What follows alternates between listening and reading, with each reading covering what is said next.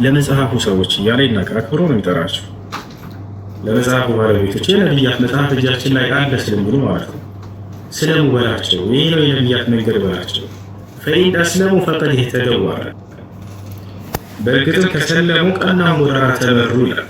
ወይን ተወለው ፈኢነማ ዐለይከ አልበላግ፣ እምቢ ካሉ ግን በአንተ ላይ ያለበት ግዴታ ማድረስ ብቻ ነው አለ እና ይሄ ነው ወደ ነቢያት መንገድ እንላቸዋለን። እሺ ፋይዛ አሰላሙ አለይኩም። ወአለይኩም ሰላም ወራህመቱላህ። ማሻአላህ። እሺ ሻሃዳ ሲሽ ወንድማችን ሻሃዳ ሷን ተስቢህ ማፈልገው ብላ ሻሃዳ ሲሽ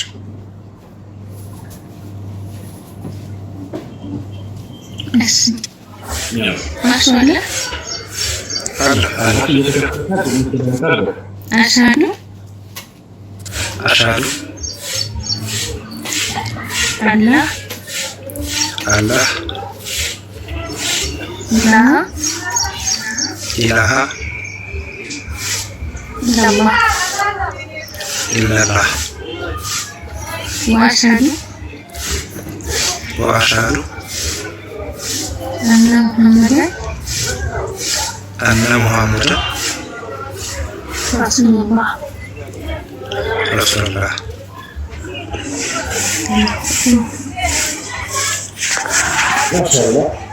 አሁን የኢትዮጵያ ሻሃዳ ነው ከአንድ አላህ በስተቀር በእውነት የሚመለክ ሌላ አምላክ የለም ብዬ እመሰክራለሁ ማለት ሲሆን ወአሽሀዱ አነ ሙሐመደን ረሱሉላህ ማለት ደግሞ ሙሐመድም የአላህ መልእክተኛና ነቢይ ናቸው ብዬ እመሰክራለሁ ማለት ነው። በኋላ ሙስሊሞች ስለ ሶላት መሰጋገድ፣ ስለ ጓደማረት የሚያስተምሩ ያው እነ ቢላል አሉ። አናግራቸው ቀላል ነው። ግሩፕ ያስገቡሃል። ማን ነበር ስምህ?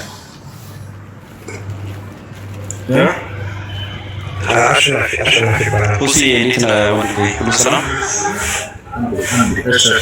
ደስ የሚለኝ ሁሴ ሰላም ነው? አይሰማም? ትንሽ ኔትወርክ ያስቸግራል። ይቅርታ።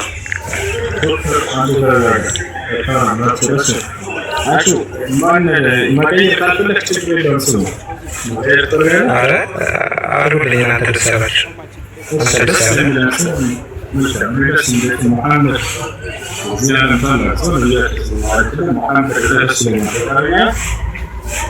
ፈቃደኛ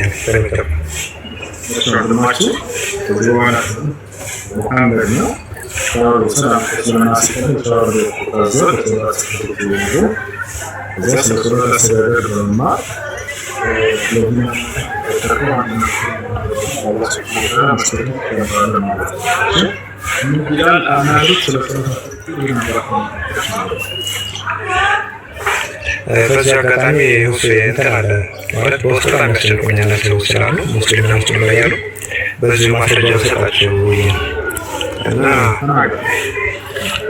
መናገር ሳይሆን እጄ ላይ ያው የመስቀል ምልክት ይታያል ያስባል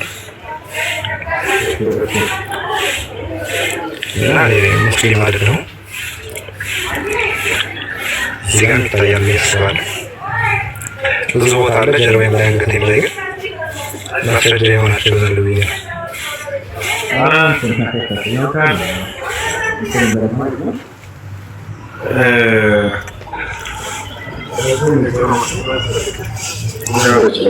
እና የነቢያት መንገድ መጣራት ነው ያለብን ግዴታ።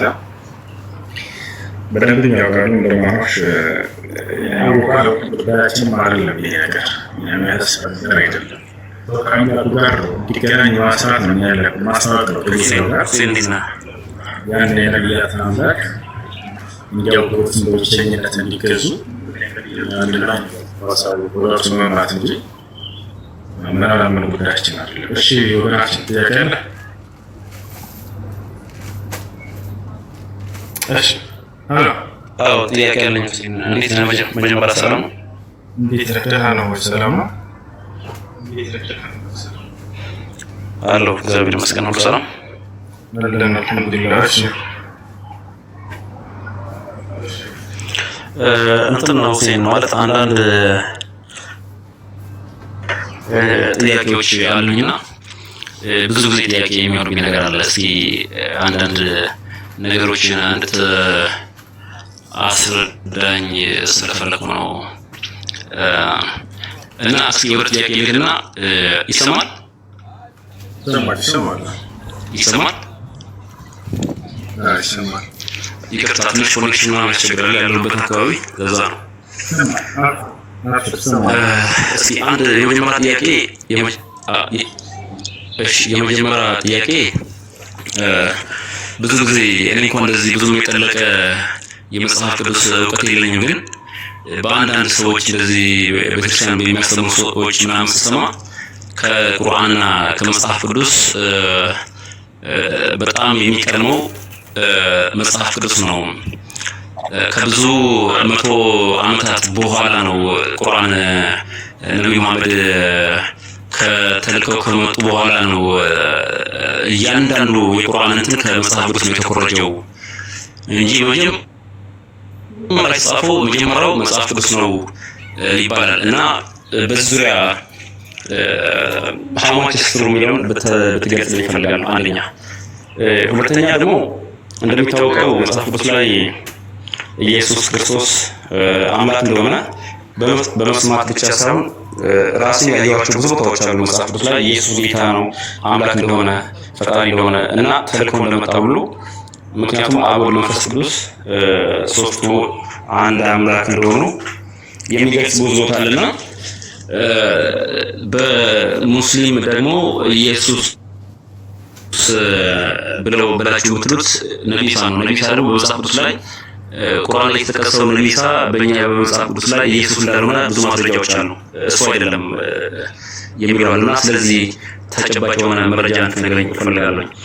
ሌላው ቅድም ለአንዲት እህታችን ስትናገር የሰማው ነበረ ነብዩ መሐመድ እስከ 7 ሰማይ ሄደዋል ይላል። ግን ለዚህም ተጨባጭ የሆነ መረጃ በእርግጥ እንትን ስትል ያው የተቆራረጠ ያዳመጥኩ ነበር። ግን ነብዩ መሐመድ ሞቶ እንደቀሩ ብዙ መረጃዎች ያሳያሉ። ግን ኢየሱስ ግን ሞቶ በሶስተኛው ቀን መቃብር አሸንፎ እንደወጣ ብሎ ይገለጻልና እስኪ ስለነዚህ ስለሶስቱ በደንብ ክላሲፋይ ያብራራልኝና ሌላ ጥያቄ የሚኖረኛል። እስኪ ማለት ብዙ ጊዜ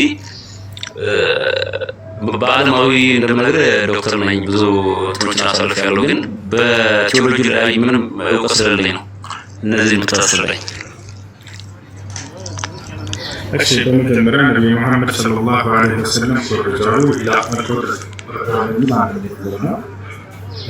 ከአምላክ ዘንድ በቀጥታ የወረደላቸው በዚህ ማስረጃ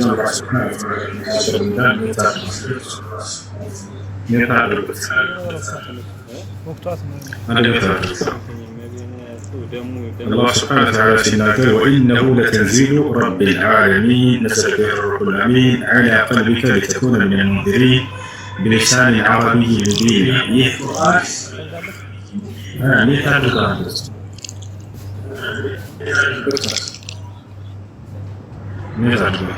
وإنه لتنزيل رب العالمين. القرآن كعالم في ذاك الله زد ولا تنزيل الكتاب من الله العزيز الحكيم. القرآن نورته كالله زد العزيز الحكيم عشنا في النار وبينك وكريتات شوية كالله زد. إيه، سيدك عملاك زد بكتتالي صلى الله عليه وسلم